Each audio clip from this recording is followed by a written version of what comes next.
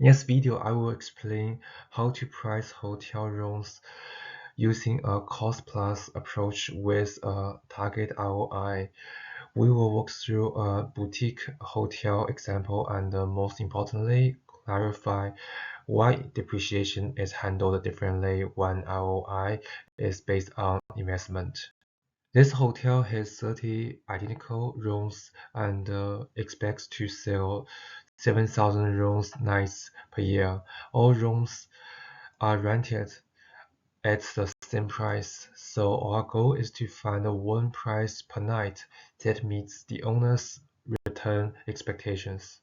The hotel has both variable and fixed operating costs. Variable costs are housekeeping and utilities at $10 per room night.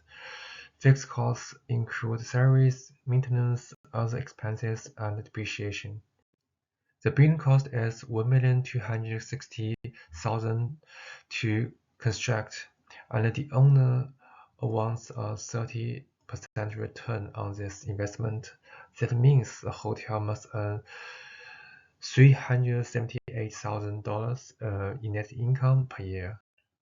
This is the most important concept in the entire example. When ROI is calculated based on the building investment, depreciation should not be included in the cost per room. Including both would double count the same investment. Variable cost per room is $10. Fixed operating costs, excluding depreciation, total is $266,000, which equals $38 per room when spread over 7,000 nights. So total operating cost per room is $48. The required annual profit is $378,000, and dividing this by 7,000 room nights gives a required return of $54 per room. Adding operating costs and the required return gives us a price. $48 plus $54 equals $102 per room per night. This price covers costs and achieves the 30% ROI. Now let's look at a different question, markup and full absorption costing. Here, depreciation is included in cost. Total cost per room becomes $56 when depreciation is allowed.